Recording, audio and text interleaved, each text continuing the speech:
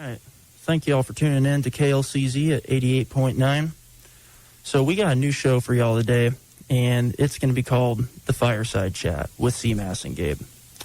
I'm Gabe, the ASLCSC student body president, and here beside me we have... I'm CMAS. I'm the ASLCSC vice president.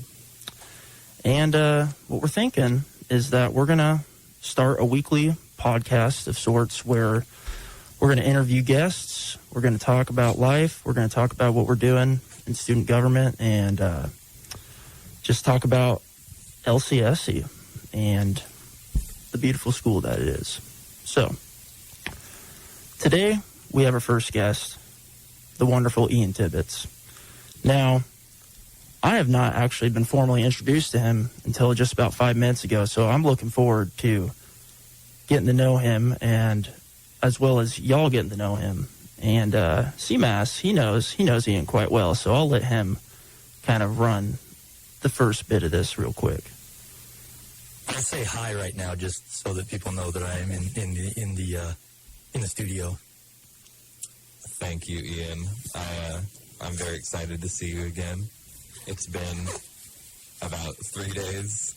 Yes, it's only been 3 days. But here you are. So, how about you introduce yourself? I'm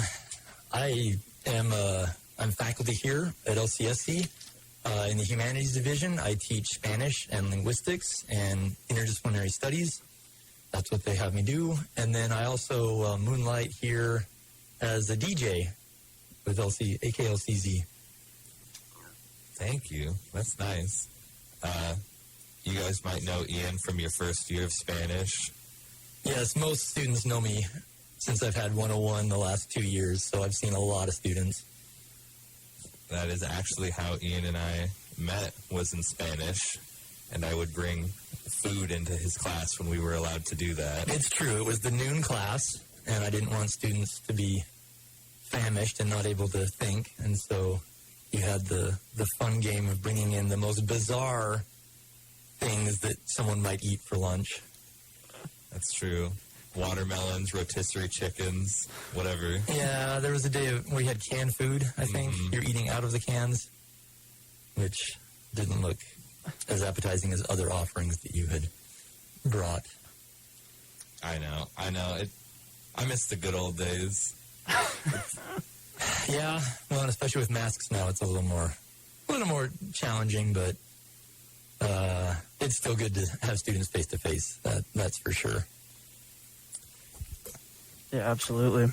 I know CMAS. He is a hungry man for sure. It's true. So, Ian. Yes. I hear that you're a music nerd. I guess it depends. What would give that impression? That I said that to him already. No, that's fine, because what I heard about you is that you play blues guitar. I do. I am in a band here in the Valley. We're called the Delta Brew, and we kind of we started as a jam band. And okay. But jamming on what? Because you can jam right, in all sorts of genres. And that's the beauty of it. So where we all started kind of from a blues perspective. It all came about, I don't know if you know Raleigh Allen. He was a chemistry professor here at LC. And before COVID, once a month we'd have this thing called Band Jam. Oh, yeah.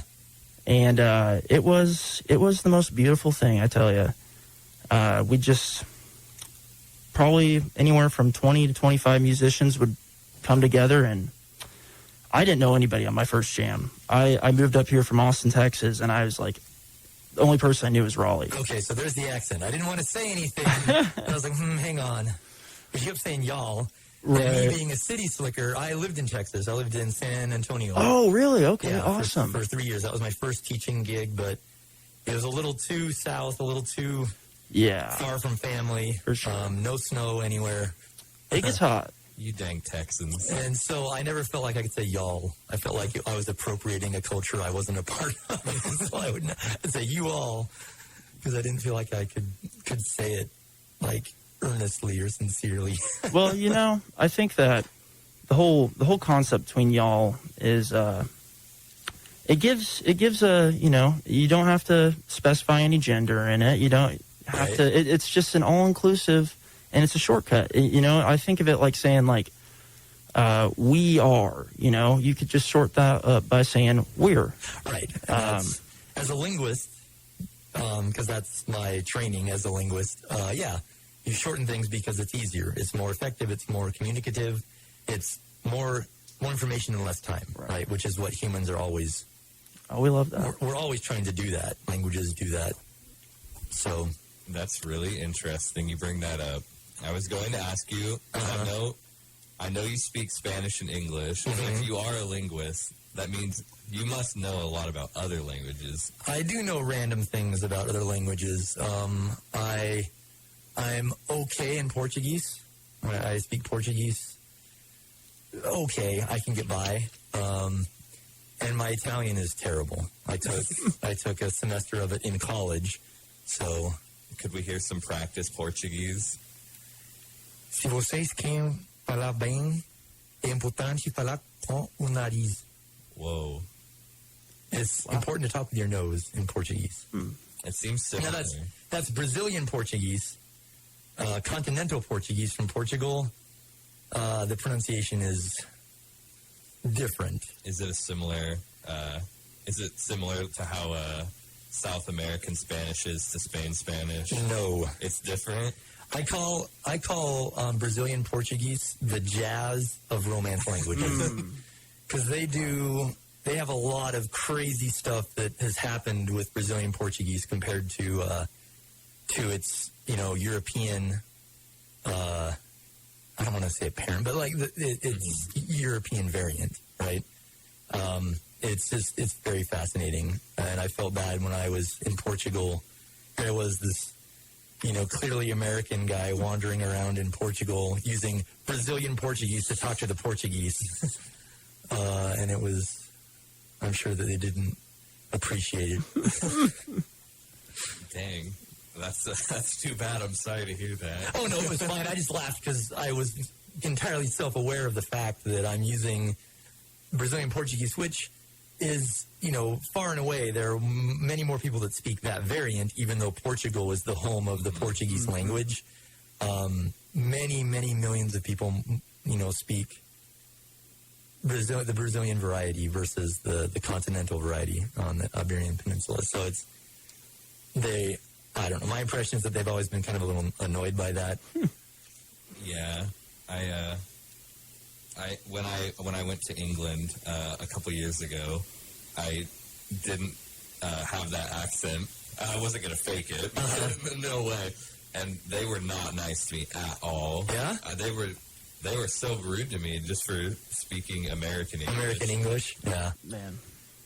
Yeah, there can be a lot of feelings about language. And as a linguist, people mistake me for like a grammarian. Like in class, yes, I'm teaching you like the rules of Spanish or whatever, but linguists, we observe, right? We're descriptivists is the name.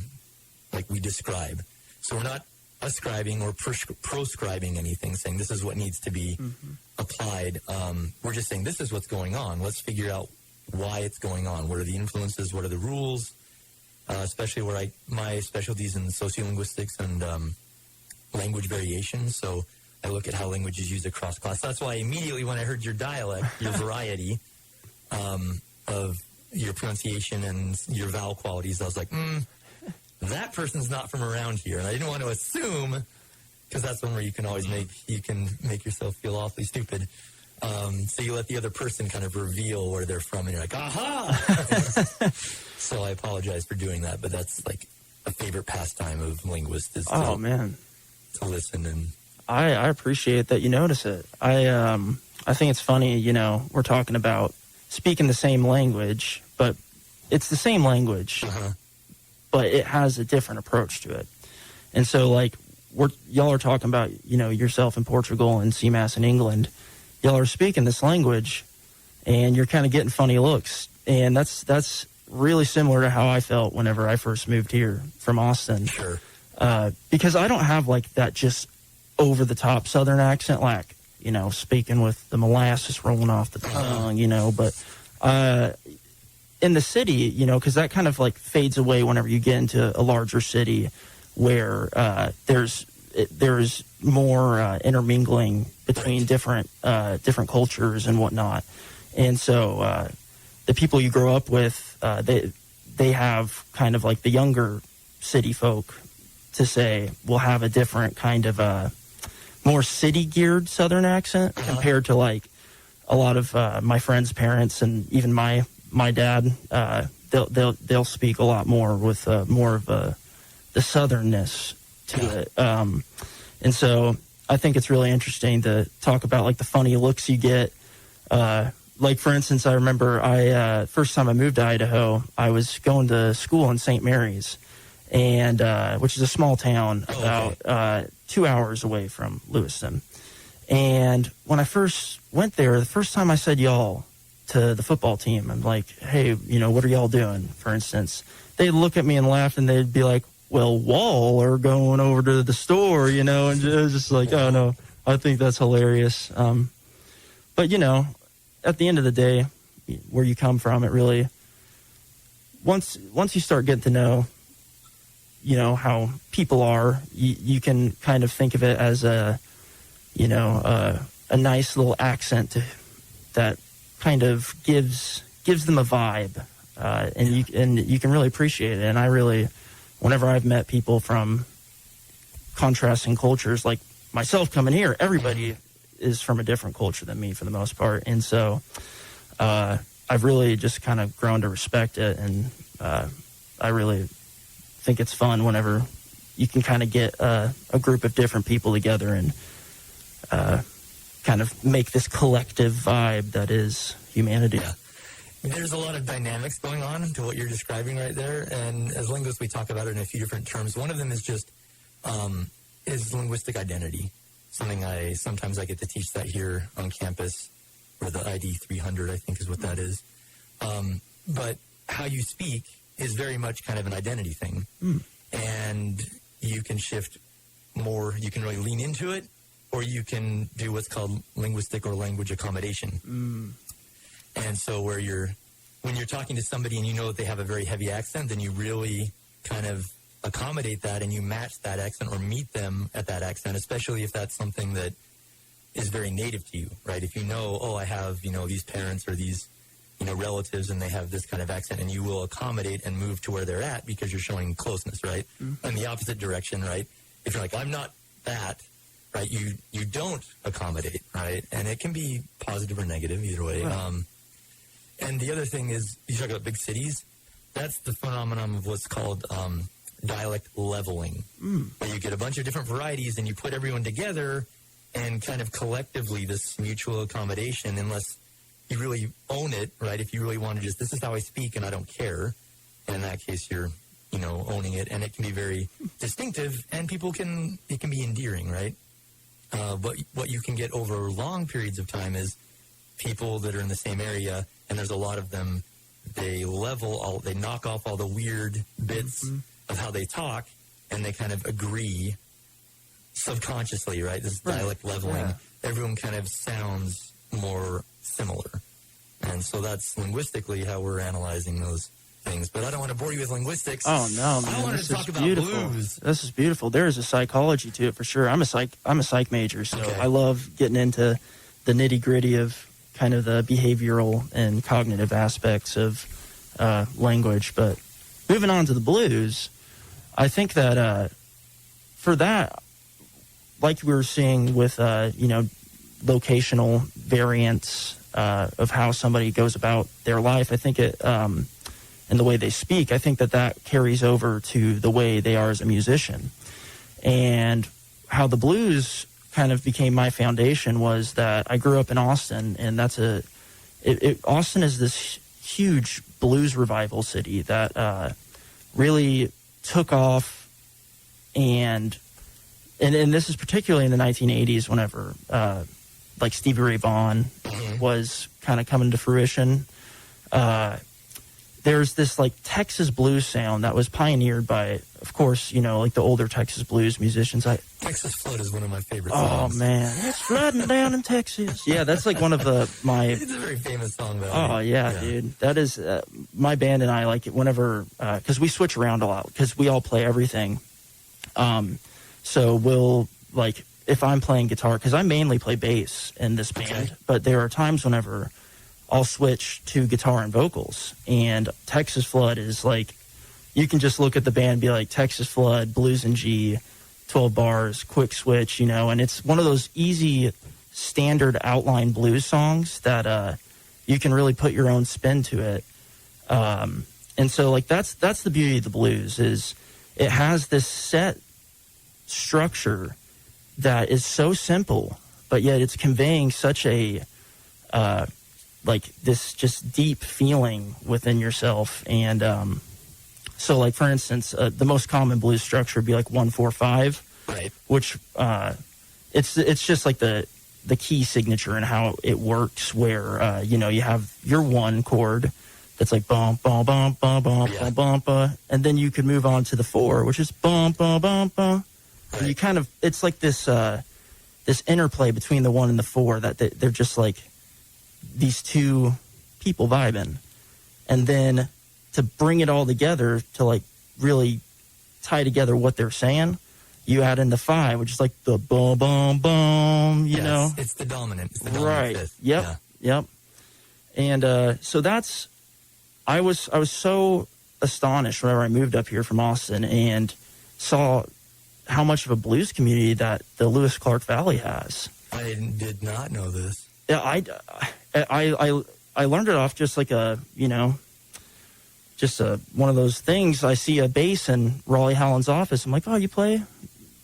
Like, and he's just like, yeah, man, come to band jam.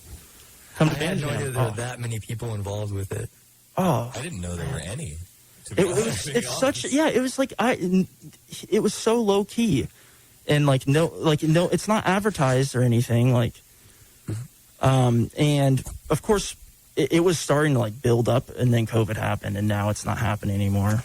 Like everything else in our lives. Right? Yeah. Rest in pieces. But you know it. Like I can walk around campus and be like, "You ever heard of Band Jam?" I've never met anybody here who had heard of it, but when I got there, it was like this community was just there, and they loved the blues so much, and I'm just like, "This is insane." I did not think that here in, you know, Lewiston, Idaho, we would find people who really were interested in where I came from and the specific Texas blues background that I was kind of bringing.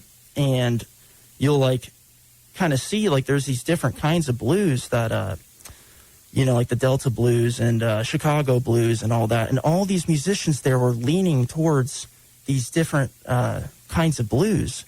And when we all got up on the stage together, it made this entirely new, like, LC Valley blues sound that was just it was so beautiful. When you were talking about it, like there's a framework, right, to blues. Yeah. But the idea is that you have like, you know, the common, you know, you've got 12 bars and you've got Right. the 1-4-5. Very like the idea is that that's the structure and then you can play around it. Exactly. Right? And you can riff and you know, you can improvise and do those sorts of things, but you still have that, you know, usually the rhythm section writing it really solid for everyone to kind of play around on it. My focus on the blues actually comes from blues rock. Oh yeah. So I loved in the 60s and the 70s, that's kind of my original wheelhouse of music where I kind of, this is the music that I love. And so there's that blues tinge, or sometimes very overtly, especially like the early Zeppelin albums have a ton of blues in it. And that's where I come from, where I like the blues. Yeah. Straight blues, it's hit or miss. Right. Where I like it or not. But the problem is that I kind of grew out of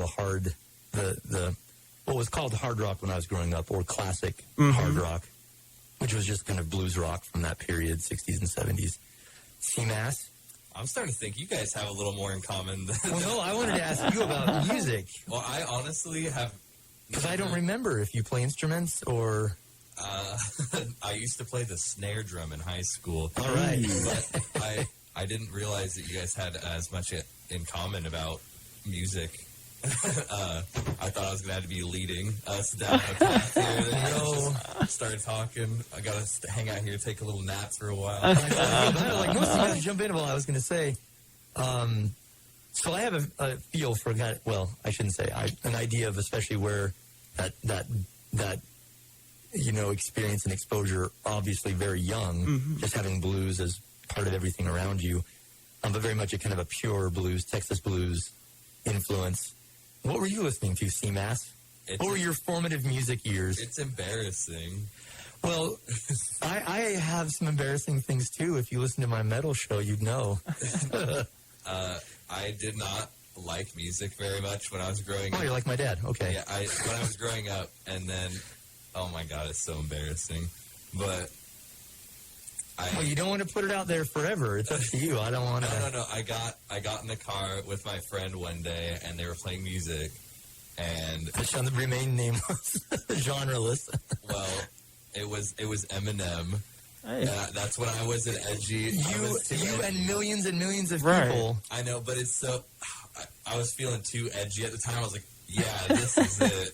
This is the best thing ever. And then I downloaded like all his albums within a month that were available at the time. Yeah. And that's all I listened to for like 2 years. Okay, that's like fair. Straight, nothing but Eminem. Yeah, but everyone gets kind of a pass on like their first like fling, right, with music. Right. So the first album I purchased, this is a fun game. So Eminem apparently is your first album? It was Recovery. Okay. Eminem, yeah. What was your first album that you can remember purchasing? Okay, so we talk about like feeling embarrassment. So first of all, I want to say before I tell you my first album, because the exact same feelings are within me when I'm about to say this. But that feeling of embarrassment, I feel, is completely subjective in the grand scheme of things, because like the reason why we pick out this music to listen to is because it calls to us at a certain time. You know, it matches a vibe that you're feeling. Like C-Matt's saying, I'm feeling edgy. So we talk about my first album that I ever bought. It was whenever I was in, I want to say second grade. I was with my brother, and our parents got us Walkmans, like the CD playing things that you clipped on, like the old school. Did it have motion control? Oh man, I can't. You could click it and you could shake it and it wouldn't skip. Those are the high-end CD players. You know, this is for those of you that don't know about what a Discman was, or any of the portable CD players, your post-CD generation. The big deal was the nice ones had a skip control, and you could click it on, and it would keep things very stable so that you're carrying the CD player and it wouldn't skip. I didn't know that. Yeah. So my first one was kind of janky and didn't have that, and I had to like leave it perfectly still. Because every time I would bump it, it would cause the laser and the disc to skip a little bit. And then I got a newer one, a nicer one later, and you could click it on, and it would be so I could actually carry it. Okay. Yeah. No. It's that makes me want to think, because I'm trying to remember. I remember I would literally walk around the neighborhood and listen to the CDs I had. Well, based on your age, that was probably pretty standard. Right. Like, I was at the crossover from Walkman to Discman, the Sony Discman, where they went, we can make a portable CD player. Okay. And so, of course, the very first ones didn't have, like, it was just small, but you couldn't literally walk around because it would skip. But you're of an age, right, where it was probably pretty standard, all the Discmans, anything that was playing a disc. And that's probably the proper terminology would be Discman then. Well, because the Walkman was the cassette player. Okay, yeah. And then the Discman was the analogy to that when we went to CDs, which you weren't around. Neither of you were around. I mean, we're 90s kids, technically. 90s babies. 90s babies. Barely. By barely. Year, maybe two. Barely 90s. Yeah. So what was the CD that you had on your... So, my brother and my brother is a huge music nerd. Like, he's been doing music so much longer than I have. But we grew up in a musical household and stuff, so like we've been jamming forever. If you're playing the guitar and you can just jam, there was some musical formation going on at a young age. Yeah, I mean, you get roped into it. That like you need a drummer, you need a bass player, you need. And whenever all you got's your little brother, rope him in there. And so basically, it kind of the same thing happened. We were going to Target, grocery shopping, and I was looking for music, some CDs, because our mom had just got both of us our own Discman. And so my brother and I were at the rock section of the CDs, and the CD that my brother picked out for both of us, I didn't really have a say in it, but I was just one of those kids that was like looked up to my brother and was like, yeah, anything you say is true. And he picked out Meteora by Linkin Park. And I don't know where that is in the discography of Linkin Park. I want to say it was like their second or third album. Okay, because it wasn't the big one. It was like big for the time, because I think it was 2005. Okay. And I listen to that now. I'm just like, I don't know. I don't vibe with it. There's not a little bit of like nostalgia and like. But, oh dude, yeah, the nostalgia feel, like, because like I look at the music as a whole, and any like the 2000s rock genre, to me, I don't vibe with it very much right now. But okay. I look back at it with like a respect and a feeling of nostalgia, like you're saying, and especially with that album. Because I just remember, my brother and I, we both bought two of the same CD. Like, we didn't share. We both got our own copy of it. It was hilarious. Why'd you do that? Why didn't you just I one? Don't know. Yeah, it was just like the way a second grader went about the world. Like, I saw my brother picked out this album, and then I'm like, I got to get the same thing. So we literally go up to, my mom's like, why are you getting the same thing? She questioned you right there about your logic. Oh, yeah. And so, yeah, that's kind of how... That was my birth into, being the one to pick out the music. Yeah. So my first album was Aerosmith Pump. Oh, yeah. That has Love in an Elevator, Jane's Got a Gun, What It Takes, which I loved as a ballad. Was like, I would love that song, and it has not aged well. That is a terrible 90s ballad. Like, of all the rock ballads, I thought that I went and listened to it, I don't know, a year or two ago, and it did not hold up at all. But my first, like, kind of independent foray into music was kind of the hard rock of the early 90s. Oh, yeah. Late 80s. Right. So I was picking up glam, like at peak glam. Like, that was what was on the radio. And people don't realize, like, they think of, like Def Leppard and Poison and Guns N' Roses, and they think, that's glam metal or whatever, or hair metal. But it was like, no, that was what was rock. That was what was on the radio waves. It wasn't metal as much as it was popular rock music. That was what everyone was listening to.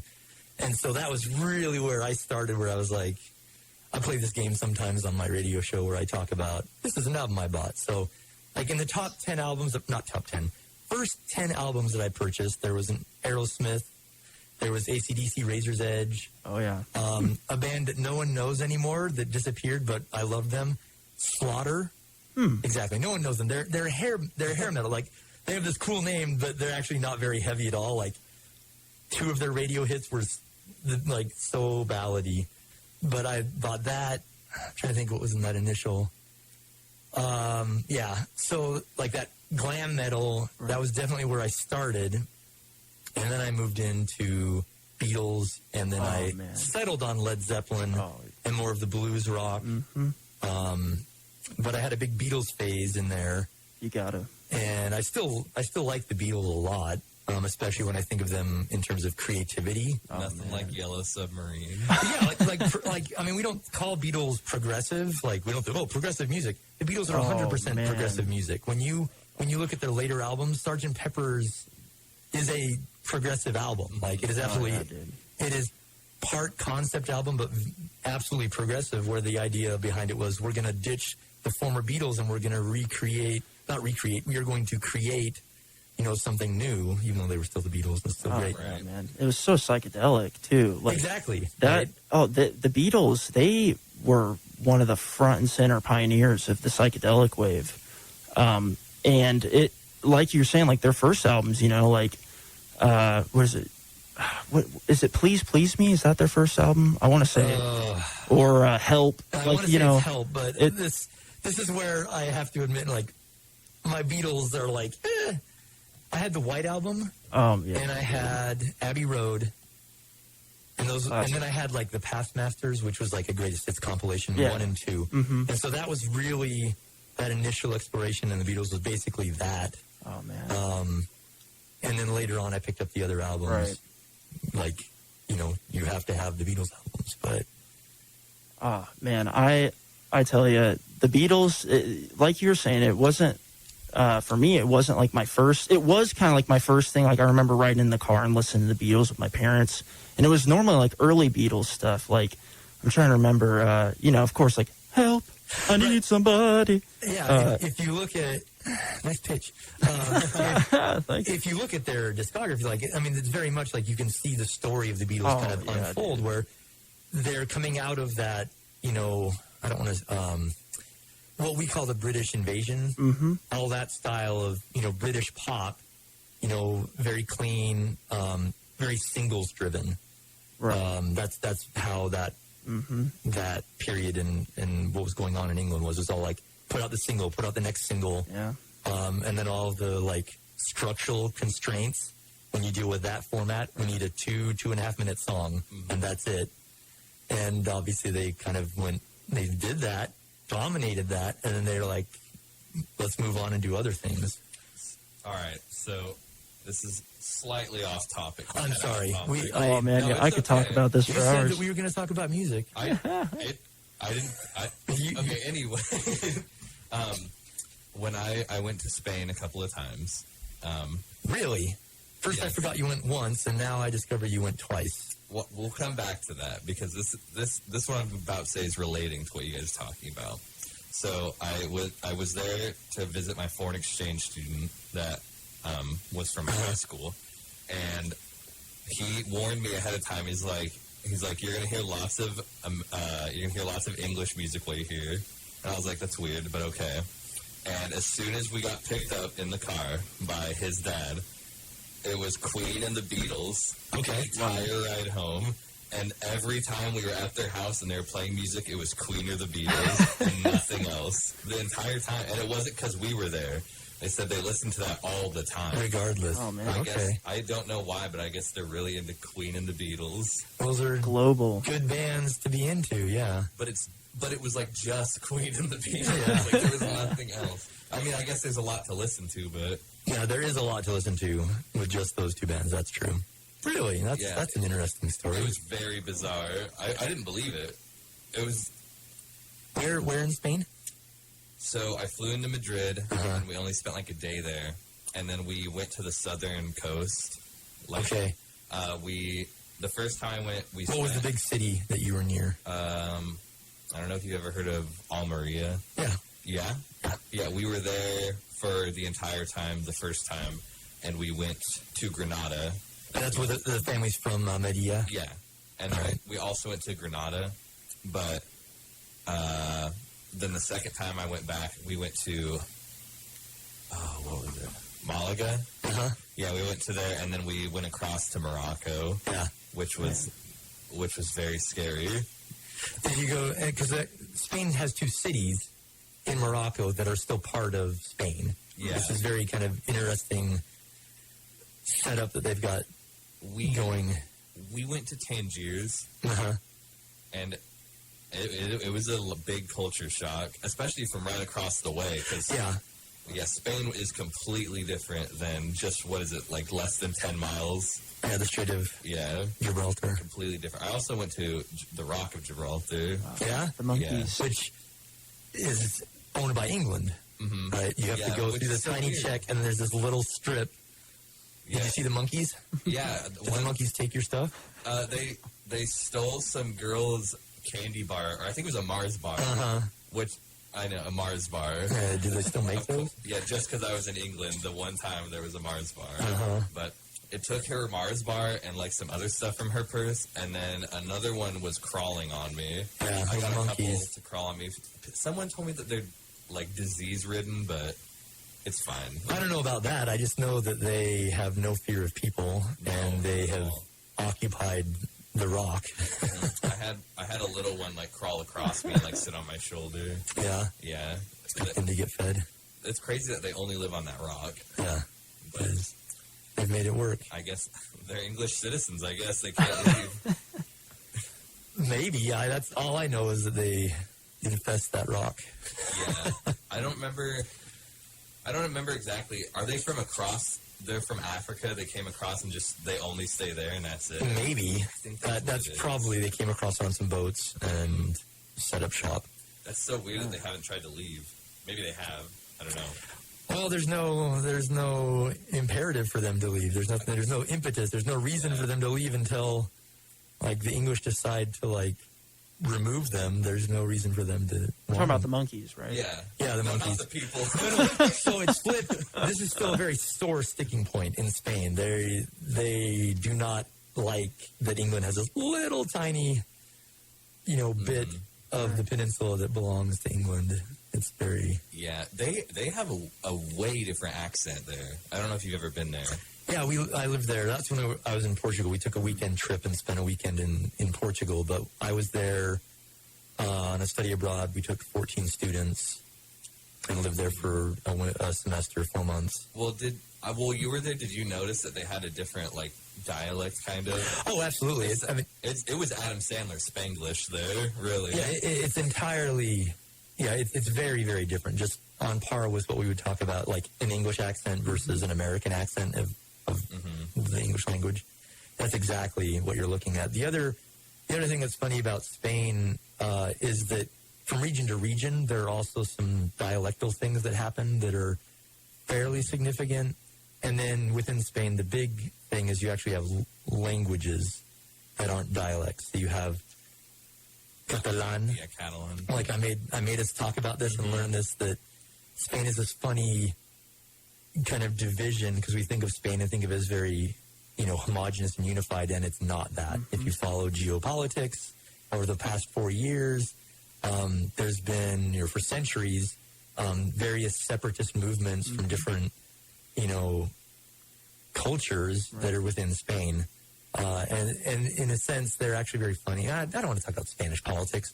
I was interested, but I don't know if everyone else will. No, I want to hit your list of items that you wanted to talk about. Oh, those are just CMAS and I were just spitballing like potentials. There is no actual outline. We were just thinking if there wasn't anything to talk about. Fill some dead spaces. But there were some awkward silences. I'm feeling there's a flow going here. Well, I was going to ask you initially, like at the very beginning. We'll bring it all together. We'll tie things together somehow. Well, you said you were from Texas, and I wanted to know. No, I'm not from Texas. I lived there. Oh wait, where are you from? That's a good question. Oh. That's a very good question.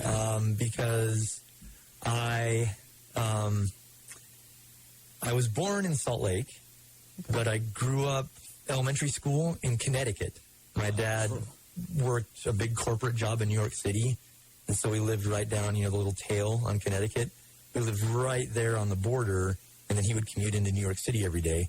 So I grew up on the East Coast, and then we moved back to Salt Lake for high school, junior high school. I was back there, and then I went to college at Ohio State. I'm a Buckeye, so you can all hate on me. It's totally fine. I get it. Like, if I didn't go to Ohio State, I would hate on Ohio State as well. So I'm a Buckeye. And then out of grad school, I did graduate work at Ohio State and got my PhD at Ohio State. And then I went to a school down in San Antonio and taught there for 3 years. Which school was it? At St. Mary's. St. Mary's. That's funny because he's from a different state. Yeah, he's at St. Mary's, not spelled the same, and that's where I was like, wait, what's going on here? Right. Your St. Mary's here. Maybe you were his teacher.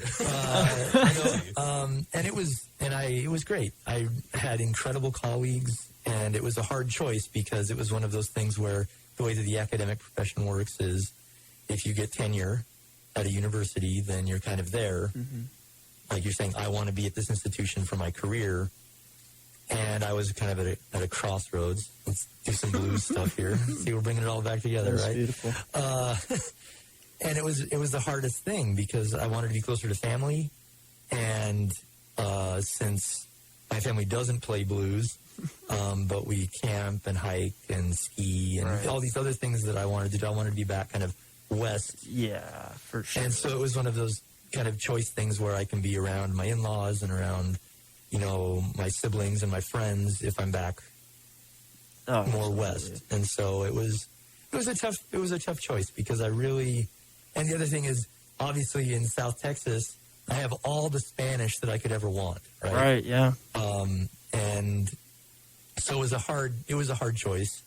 But we really wanted to be closer to family and we really liked LCSC. I mean, we were very, like, I was very particular about where I would want to go. Mm-hmm. And so I didn't apply at other places. I was like, well, I like the situation and I don't want to look, you know, grass is always greener. Right. You only applied here? So I said, okay, this is a situation that's close to family, close-ish. Sometimes you don't want to be too close, right? I understand. But, you know, family in Boise, family in Logan, Utah, family in, tiny towns in southern Idaho, and then buddies in Portland and also in Boise. And it was a kind of a good mix where we could be out west. Because, if you just look at the population, there are a lot more people east of the Mississippi than west. And so there just aren't there aren't as many schools in the west. So, yeah, that was it was an important choice. But we decided, well, if we're going to do it, we need to do it now, or else we're going to be committed then. And so, I don't regret that choice at all. We really love it. It's been great. And now I get to do fun things like this, like be on the radio. Yeah, man, it's great. So, and it's nice because, again, I get, to interact with students all the time. And this is kind of the profile of what I would want and what I find fulfilling as faculty. So, that was... So I don't know where to say, I just feel like kind of a Western, but we lived in Ohio. I guess we're fairly malleable, I guess. Although Ohio is so flat. I just left my mountain bike at my parents' house, left my skis in my parents' garage. So you are most certainly from the United States. I am from the United So I've lived abroad as well. See, that's the thing. Where I learned Spanish was living, in South America, in different, working for humanitarian organizations and study abroad and things like that. So it's good. It's good that you've traveled abroad. Have you been abroad? I have not. I feel Do it. I want to so badly. I've been wanting to do this forever, and I was just starting to build up the initiative to do it. I was going to take a trip to Canada with my friends. Okay. And we were planning this. Abroad, right, just something. And it's hilarious because I've lived on two border states. I could have easily gone to Mexico and I could have easily gone to Canada. And I never did because there was no situation calling me to do it. You gotta be proactive. Right. Yeah, I know. And so we had finally just taken the step, some friends and I, we were going to go to Vancouver. And we were planning this maybe 2 weeks before COVID. And then, of course, and so it's really? all of those ambitions and hopes and dreams kind of got put on hold. Yeah. But, I dream that I get to go visit somewhere else. Vancouver's a good first step. In my opinion, this might make Seattle people angry. I think Vancouver is just prettier Seattle. Because you've been to Vancouver, right? Yes. I think it is just. Imagine if Seattle didn't have a cloud over it the entire time, and it's a lot closer. I thought it was really beautiful in some spots. Is Vancouver closer than Seattle?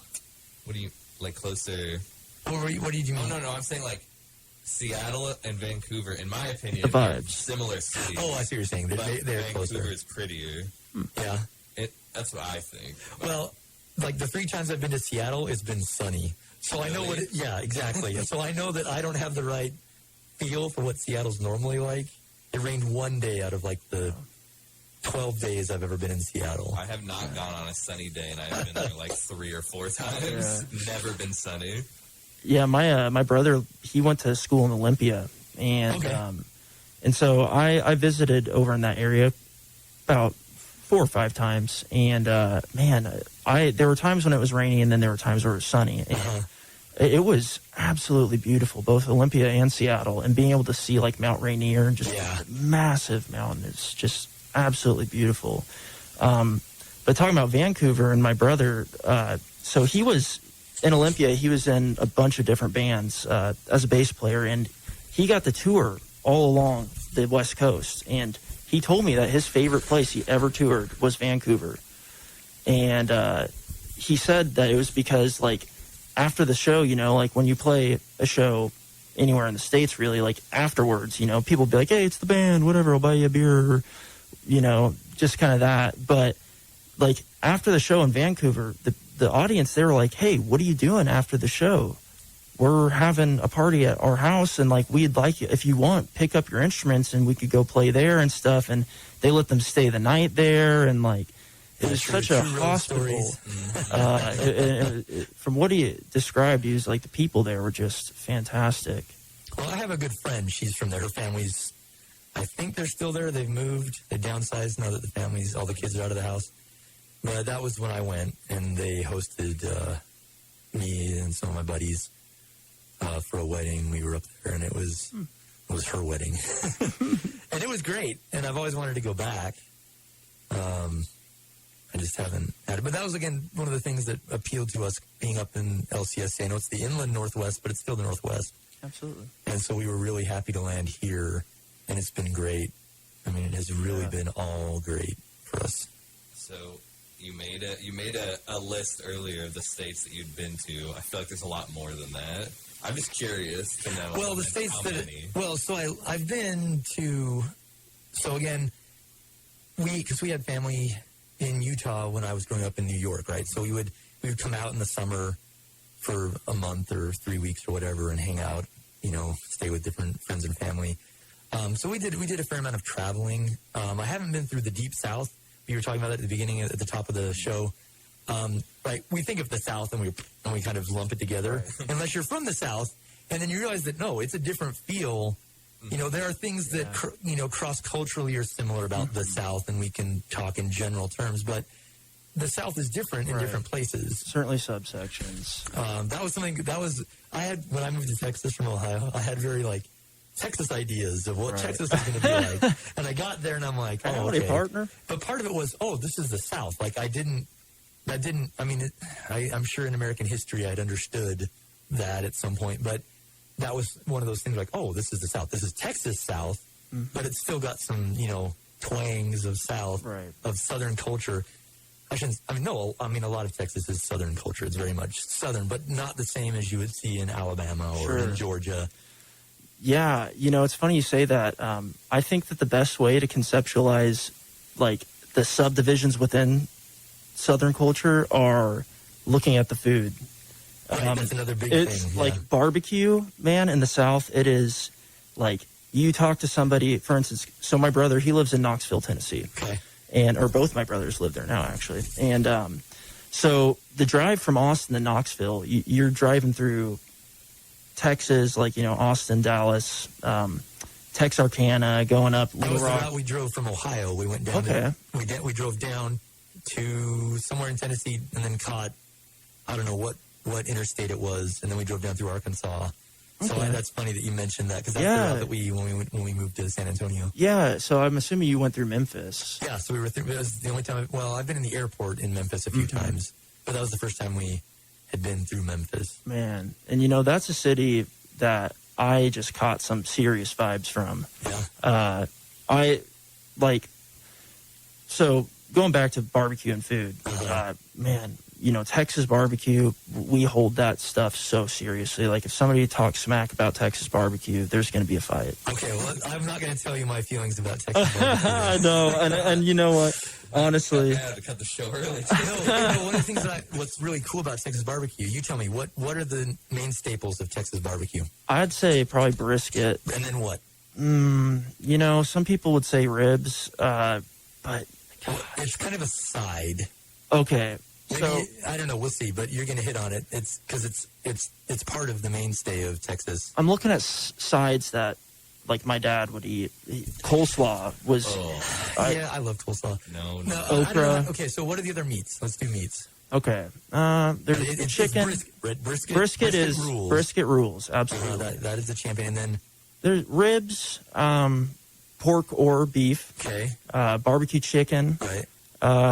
Let's see here. Man, I guess steak, but Yeah. that's really not. I know it's you kind know. of it's a little bit out of left field because I was saying you're like, oh, of course, sausage.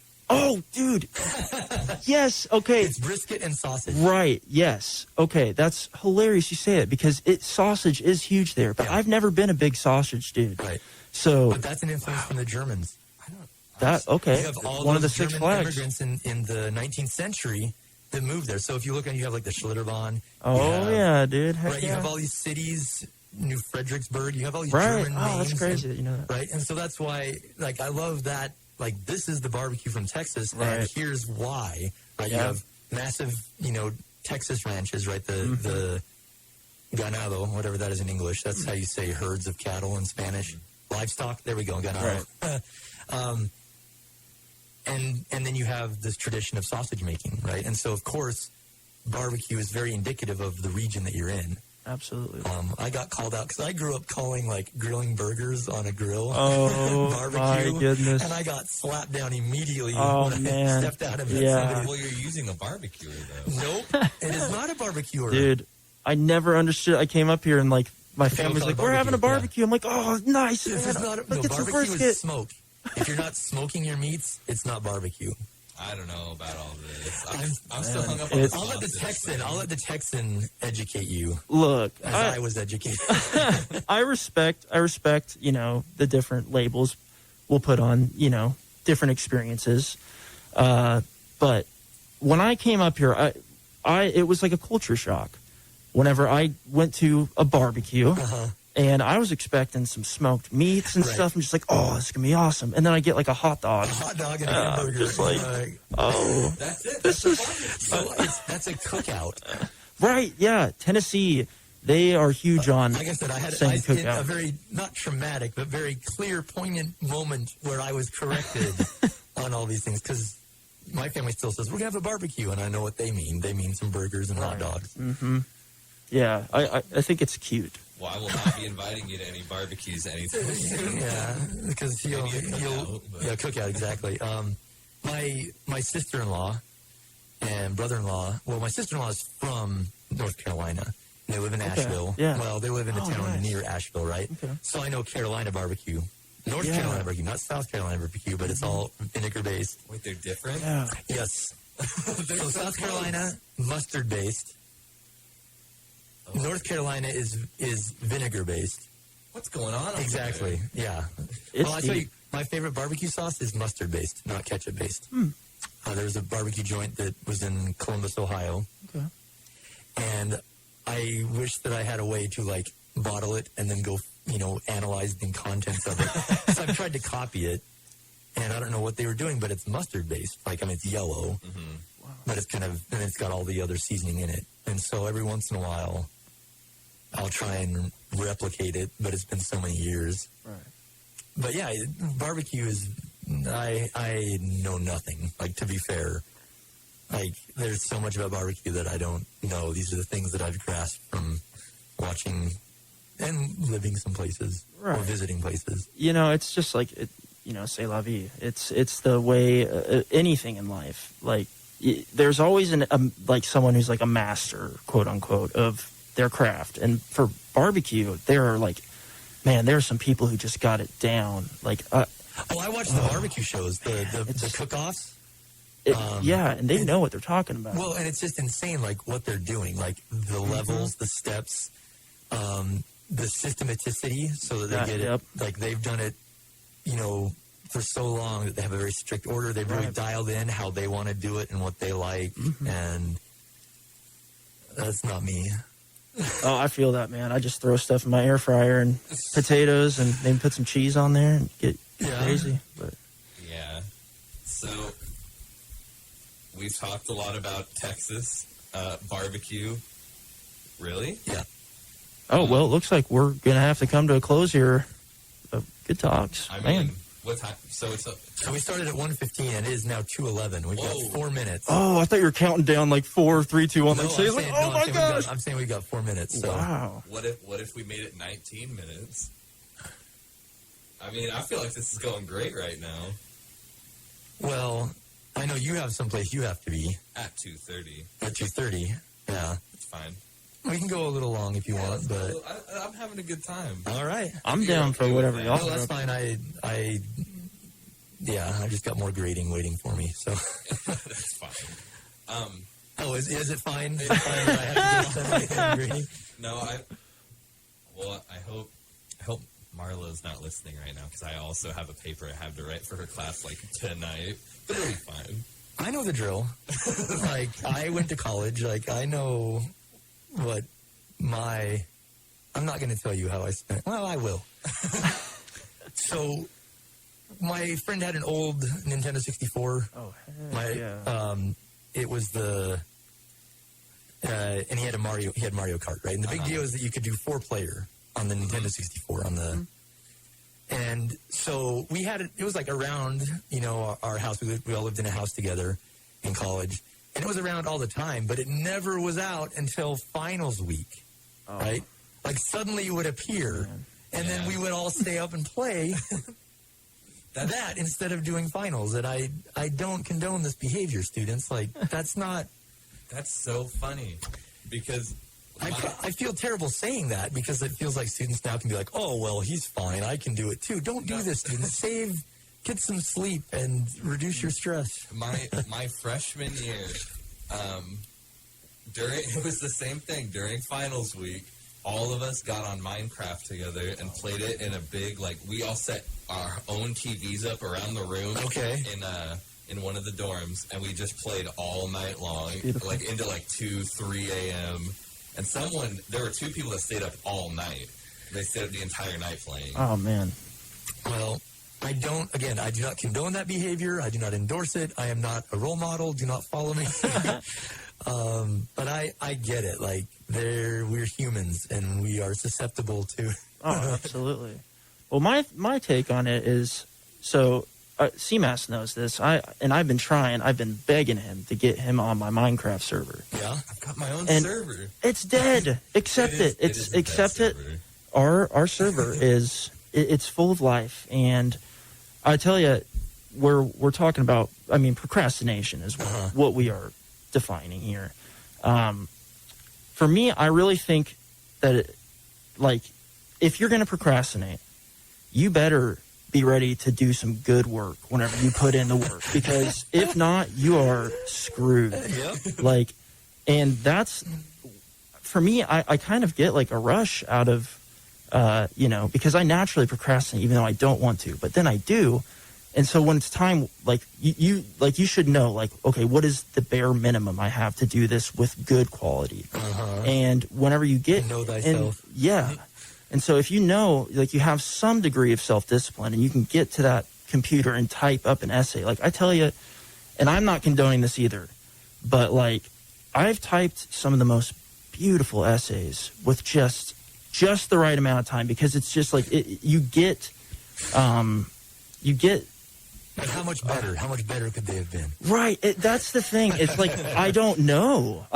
Because this is just the way it's been for me, but I always get good grades on them. Knock on wood. Well, you're gonna run to a class. I did, where what I was doing that had worked well, it finally caught up to me. Oh, and absolutely. those are good moments. Those are good moments to have. I need that. Where you get caught on things. And the thing that I tell everyone is writing's a process. Right. And so if you're gonna do that last minute, just have anyone else look it over just for typos. For sure. I tell students this all the time, and when I see the typos coming in on the papers, and I'm like, oh. Right. Well, I get a little bit grumpy, then I'm like, cool, now I can, dock points here. This isn't good, right? Understand that. Understand, that when you're going to, So... I don't want to toot my own horn, and I hope no one else, no other English prof just doesn't come in one of the days that's not true. I heard it, but I feel like I am so good at writing essays now. I've written almost probably 100 since I've been in college. Yeah, so some students, are strong, and can write well, and they can write to a topic, and they can do well with that, and that's fine. But when you get into those senior research classes, if you go into grad school, or you just run into a professor that is, very on, certain, styles of writing, it's a good thing. And this is one of those things I joke about, but it's actually an important skill. We talk about college and why we're here and what we're training ourselves to do. And part of it is to think, to organize our thoughts, and to be able to communicate well, right? To communicate professionally, right? In whatever capacity. And I don't want that to be lost on students. That's why I get a little bit grumpy when I'm like, take your writing seriously. And students like, whoa, what's the bar? What's the lowest bar I can clear? Right. Now, so... All right, teacher mode's gone. I'm gonna... Well, I actually... So, what... Because I hold that, because I want to eventually someday teach psychology. And so, in this procrastination that we're talking about, where I am setting this bar, the dreaded bar, I find that if you are holding the concepts that you are planning on writing about in your mind while you're procrastinating, and not just not just thinking I should be doing this. It's like, no, I can be doing this right now in the conversations I'm having with my friends while, say, a late night on Minecraft. For instance, a personality theories class. Somebody could be talking about something, and I will try to, and they'll probably hate me for it, but I'll try to take it from all these different personality theorist perspectives where I'm talking and actually having conversations about the stuff that I've learned. So it's kind of wiring itself into my brain to where I can speak it, and I can speak it fluently with my friends, to now where I get to the essay, I know what I want to say because I've had that conversation. During Minecraft? During Minecraft, we have had some deep psychology talks. I don't know if I want to get on the server anymore. That doesn't sound like fun at all. No. I'm not analyzing people. I'm taking, I guess, certain so for instance. Application. No, that's great. That's actually another skill that I would say, and I try to do this in classes to varying degrees. Students might argue, but taking something that's in the classroom, but it's the application, seeing it in the real world, seeing it and being able to use it. Oh, it's huge. I mean, when I had just that, 15-minute conversation with you in Spanish, I swear I could not speak at all in Spanish, and just 15 minutes of talking and, working it out, it was insanely better. That's just crazy. A little effort can go a long way, right? Absolutely. I just didn't realize how long it'd been since I'd actually spoke Spanish. I don't mean it in the term that we think, going through the motions. I mean, no, going through the motions, making your brain retrieve the information, seeing it applied. It's like a lab. Yeah. I mean, and that's the idea, right? Learning for life. What's LC's? I don't remember. Learners for Life, I think. Yeah, I think it is Learners for Life. Or lifelong learning. Yes. Creating lifelong lifelong learning, learners. And that's honestly, I hope that people have that desire in all walks of life, because I've met people in all walks of life that, they're always curious about this. I had a buddy, my next door neighbor in Ohio when we were in grad school, and he was a programmer. Okay. And he had 5 different jobs because he was just good. And so all right, well, I'll just find a better job now because he was just so good at programming. But he was all about figuring out people and messing with people. It was so interesting. Not in a mean way, but for him to psychologically, I think, because he would joke about the different psychological evaluations, how to determine a personality. Yeah. And he would just pull those out of his brain and talk about it and say, this person is showing these different features. Right. And that was just a game to him. I always found that fascinating. But that was just his... Man, that is an angle of psychology that I'm not a fan of. That's fair. The diagnostic point of view, because with psychology, I feel like you can just never know what's going on inside somebody else's mind. You can't. But we have, and you look at it from a personality theorist's perspective and the evolution of how the approach to in this instance, like a clinical psychology would be working. It always starts with Freud, of course. And, oh gosh, like there's so many holes, and just basically the clinician is out here making assumptions about what's going on inside of somebody's head. And there's no way to have any actual idea of that unless you just listen to whoever you're talking to. And that is, for me, my favorite branch of psychology would be like humanistic and existential, where the idea is we're not out here throwing diagnoses at these people like, oh, you're displaying symptoms of borderline personality disorder or something like that. It's more like I just want to listen to you and help you figure that out yourself. Like and so for instance, you're having a conversation with somebody and they say something that's bothering them.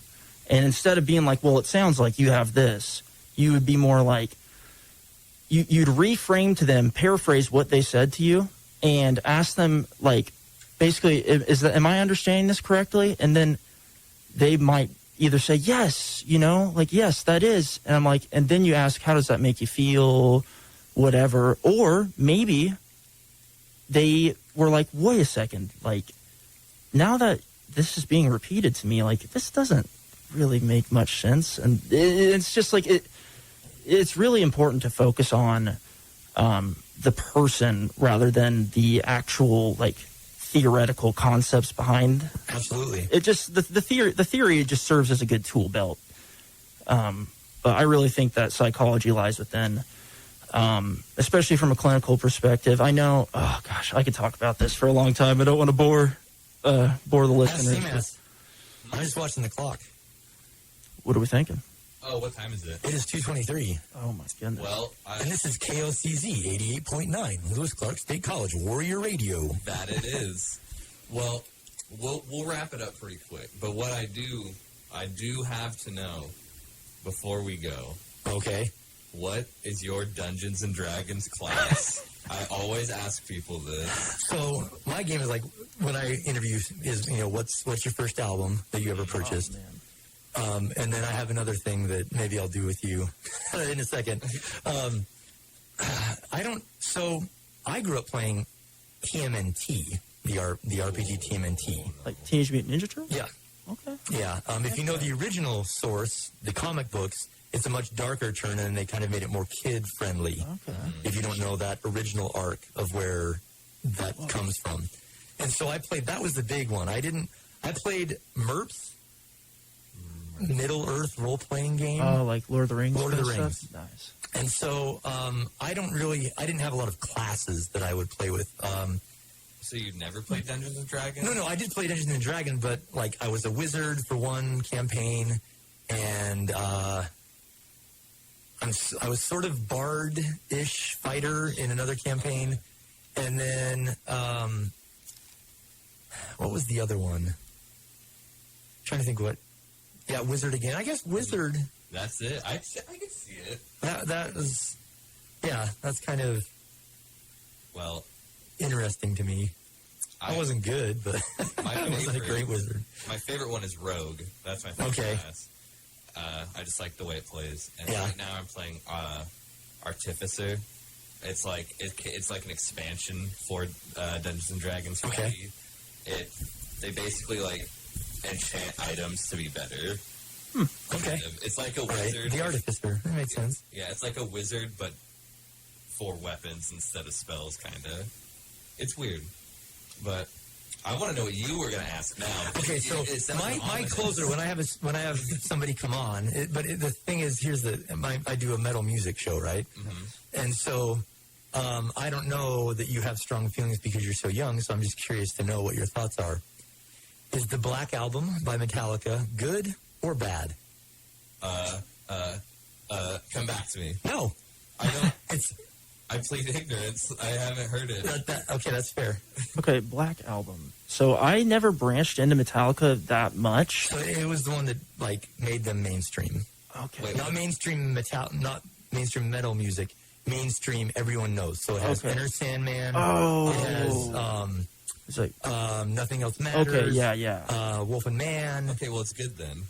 Okay, Okay, that's so that album. the main frame of reference I have for Metallica is Master of Puppets. Okay. And I really liked that album. I'm not a huge metalhead, but I do really respect and I like the vibe. Again, that too much it's like. thinking. Just Okay. good or bad? I think that it serves a good purpose. No. Is it a good album or is it a bad album? This is exactly what happens. Every person Oh, wants man. to couch it. I'm like, no, just give me a straight answer. I think it's good. Yeah, you seem as love the that first Sandman. person to actually just play along the way it's supposed Man, to play. I'm so bad at dichotomous like thinking in this way. Oh, but no, I know. It's I would super say problematic. I'd say it's good because I know it means a lot. No, you're trying to no elaboration. What's your gut feeling on it? No, it's fine. I'm the first one to ever give you a straight The answer. straight answer. Everyone else is they like try to hedge it and frame it, and they don't want to play along because it is. And that's why I do it. Is I just want the straight answer because it's a hard thing in metal music, especially. So, all right. Well, this isn't my show. This is your show. So Well, hold on. I want to hear what your answer is here. Good or yes, bad? I think it's a good album. Why? No, I'm just kidding. That's for off air. We can discuss it, but For sure. No, that's awesome. Well, dang. We talked longer than I thought we would. yeah, there's too much to talk about. Man, I yeah, agree. we'll have to make Well, you wrap it up your happen show. again. Yeah, we might have to make you come back one of these times. No, that's understandable. Biannually, Maybe. We'll see. We'll see. quadrennially. How about every week? No, just kidding. Next co-host. There- No, but honestly, no, this was good. I'm really excited that we are getting the chance to have the fireside chat with all y'all listeners. We want to thank y'all for tuning in to KLCZ 88.9 here at Lewis Clark State College. I'm excited for what the future holds, our future guests, the conversations we are going to have, and the vibes that will be elicited. CMAS, you got anything to say to close it? Well, I'm gonna call out a couple people who we want to see. I would love if Dakota Hall would come on here. That would be very interesting. Andy Hansen, I'm gonna say I want you on here, and Dr. Gentos. I would like to see those three. If any of those three get back to us, it's gonna be good. Yeah, Dr. Diesner as well. Oh, true. Oh, there's endless opportunities. The people here at LC, I tell you, some of the best people I ever met. They got some good stories. Ian, I'm so glad I finally got to meet you. CMAS has been talking you up, and the talk, it's I real, gotta man. tell people to stop talking about me. Only bad things.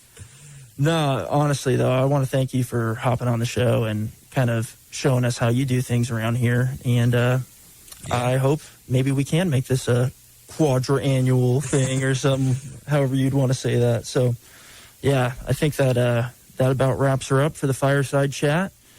I want to thank y'all for tuning in, and Have a good one. yeah, Go Warriors. take it easy.